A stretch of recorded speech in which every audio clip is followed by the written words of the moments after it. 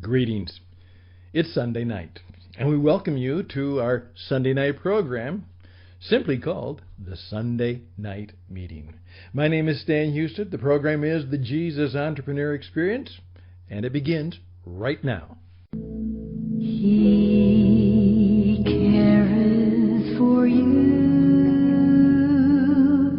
He careth for you. When the worries and cares of your life seem to block out the rays of His light, never forget, never lose sight, for He careth for you, for He careth for you.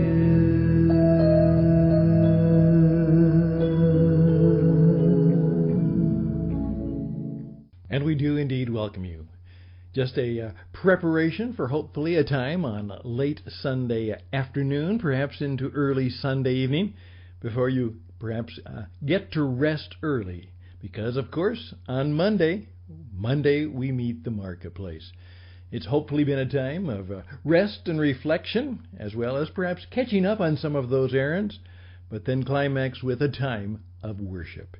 And from worship, we move into our work. In fact, it is the time where we actually make what worship was all about, make it real in the everyday, in the right now. This message caught me as I was getting ready for tonight. I'd like to go through the various books that I have that are meant to be inspirational, insightful, perhaps motivational. And I came across a gentleman named John Carmody. Don't know him. I've heard of him, but some years ago he wrote a book called The Heart of the Christian Matter. And here's what he said. I believe Jesus of Nazareth, and I would say Jesus the entrepreneur, fulfills our deepest human hopes and clarifies our deepest human fears, but somewhat strangely. For he takes our hopes far beyond what most of us consider realistic, telling us that we can live forever with God. And he brings our fears into an almost punishing light, telling us that we can utterly ruin ourselves and our world by loving badly. Thus, Jesus' life makes our life dramatic. Like a story that soon will reach its climax, our time grows tense when we stretch it on Jesus' frame. The more intimately we know Jesus and His life, the more it turns our significance, our lives, into a reflection of His death and resurrection. Hey, what are we dying for? What are we choosing against? What will we rise to? How shall our last numbers tally? When Jesus burst upon the Israelite scene, He laid down His most forceful challenge. The time is fulfilled. The kingdom of God is at hand. Repent, change, believe the good news. I believe He continues to lay down this most forceful challenge wherever we allow Him onto our scene. So for me, the motive of the Christian faith, its cause and source, is the power, indeed the very allure of Jesus Himself.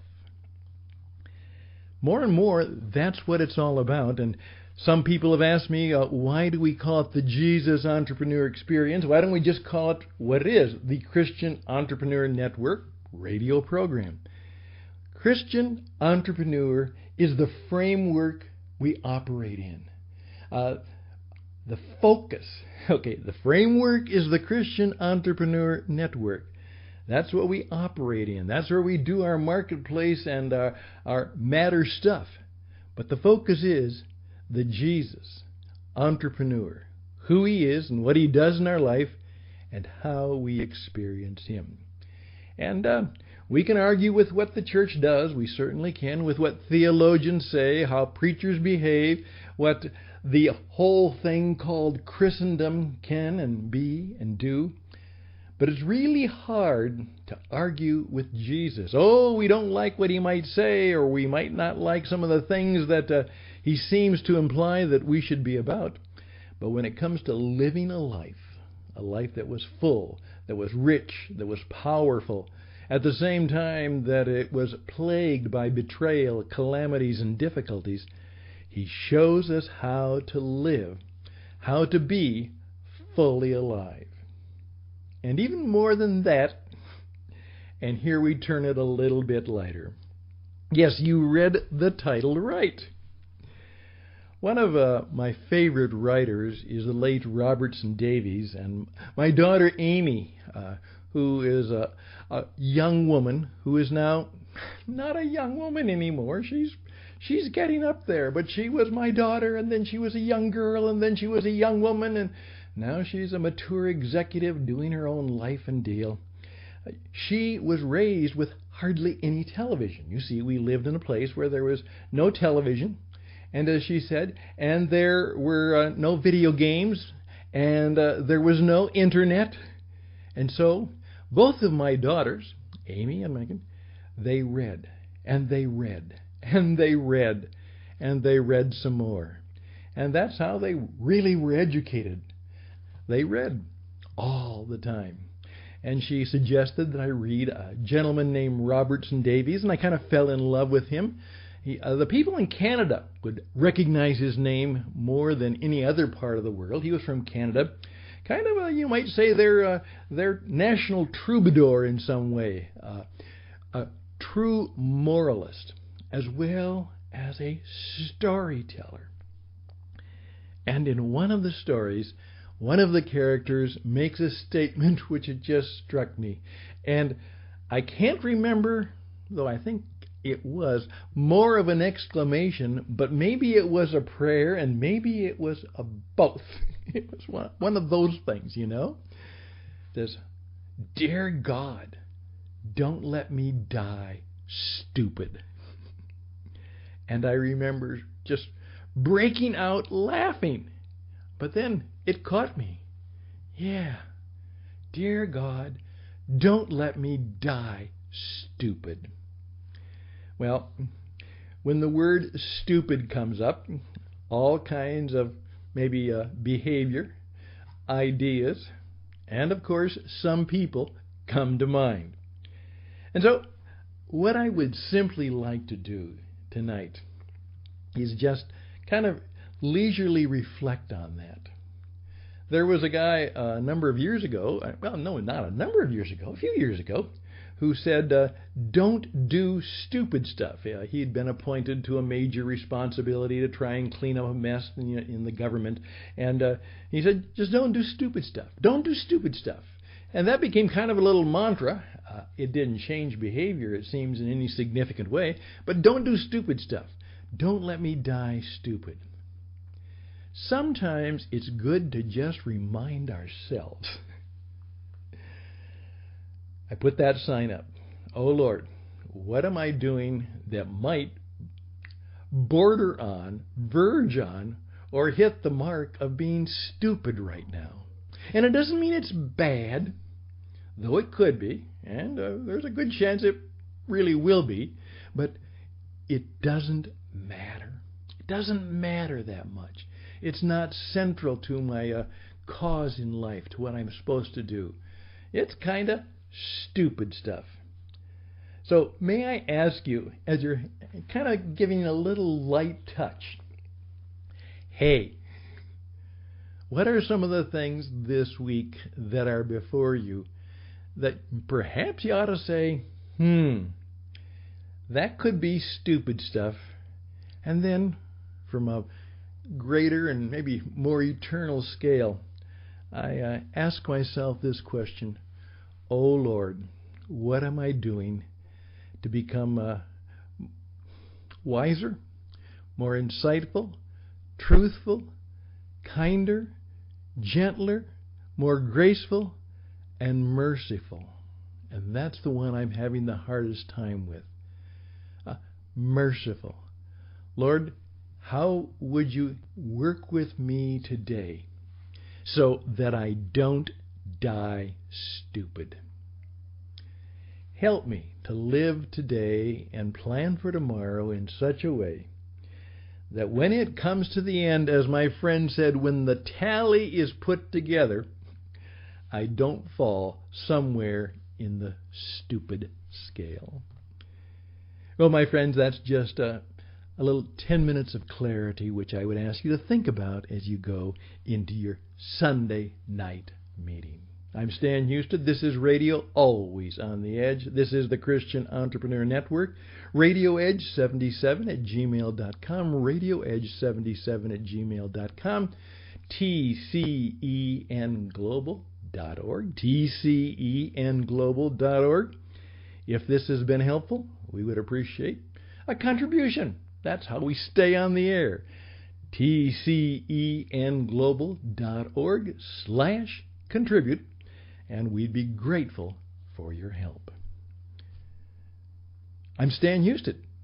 That's my name. I'm a business performance coach, and I want to continue just a few minutes more by talking about feeling the pleasure and enduring the pressure.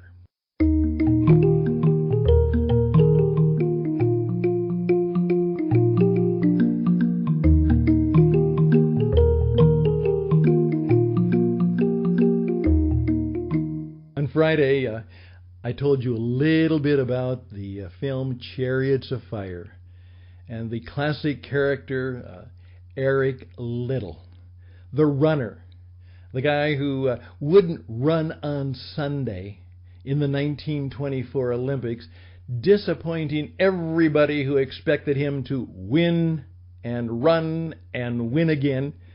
But then he did run, but it wasn't on Sunday, and he won. And when his sister, Jenny, who was afraid that his obsession with running was going to take him away from his mission, which she believed, and he agreed, was to return to the mission field. And he did, by the way. And it was in a concentration camp after being captured in China by the Japanese that he died in a concentration camp in the captivity of the Japanese during the Second World War as a missionary in China.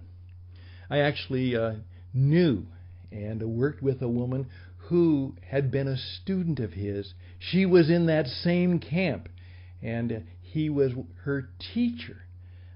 They were, as she would say, we were convicted together of loving Jesus, and that's part of the reason we, as long as the fact that we were also Americans and Dutch and others, were in that particular camp location. And she talks about his incredible influence on her life, that had an incredible influence on the life of some friends of mine. And that life had an influence on their daughter. And I was able to have a connection there.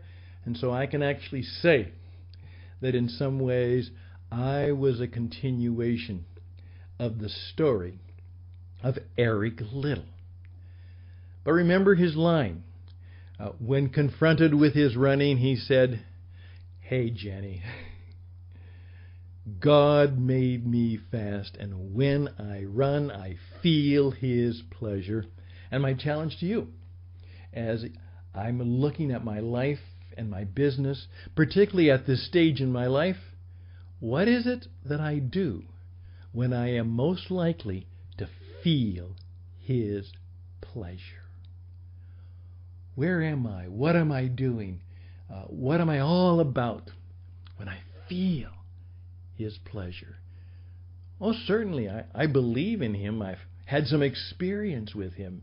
I trust Him. I love Him. All of those things are there, but when do I really feel His pleasure? Just think about that, and then I may bring up another line. That's the pleasure word.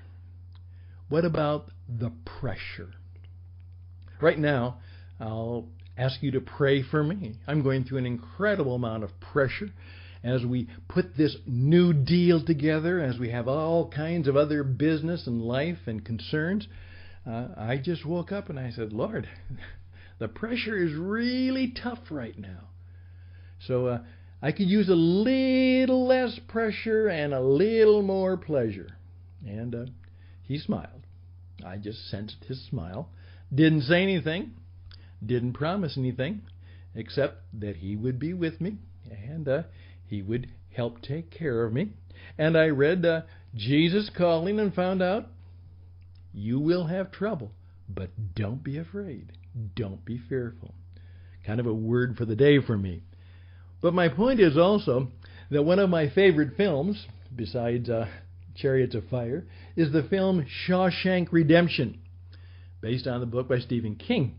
And those of you who may know the story of a guy who was convicted and put in prison for a crime he did not commit and was there for many, many, many, many years.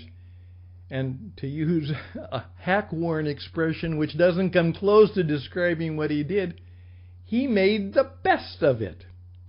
And eventually, he escaped from that and lived a life that would only be described as redemptive and fully alive, just like what we talk about. And one of the guys who was helping him was kind of coaching him along as they were talking about life, and he said, you just have to remember, life is like a piece of coal. You see, a diamond is only a piece of coal that's under incredible pressure for a long, long time. A diamond is a piece of coal under incredible pressure for a long, long time. And we'd like to be as hard and sharp and as beautiful as a diamond. But maybe we forget that before we can be a diamond, we have to start as coal and endure a lot of pressure for a long, long time. At least that's a word for me for tonight, and I share it with you, and I hope it might make some difference in your life. As we continue here this week on the Jesus Entrepreneur Experience and the Christian Entrepreneur Network, we're going to take that metaphor of a diamond, and that's going to be a little of an illustration of what we are all about. Diamond, a piece of coal, under incredible pressure for a long, long time, and then perhaps cut and smoothed and sharpened by the master maker, the master diamond maker. You've got a busy week. I hope these thoughts, as you're putting your plan together, as you're thinking about your week, might be helpful and useful to you. I'm Stan Houston, RadioEdge77@gmail.com, RadioEdge77@gmail.com. I believe that whatever you're going through this week, I can help you, and I'd be glad to see, and I would be glad to try. Reach out and touch. We're in tune. Now let's be in touch. I look forward to hearing from you. We'll close it in just a moment. Bye for now.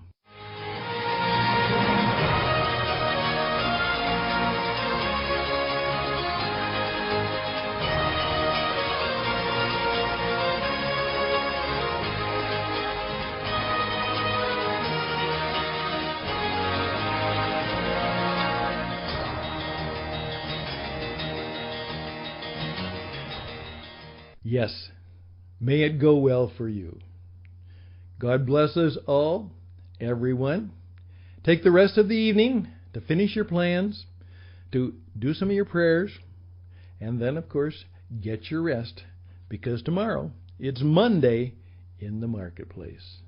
Stay in tune with us. Keep in touch with us. We'll be here. Join us soon. Join us again. Bye for now.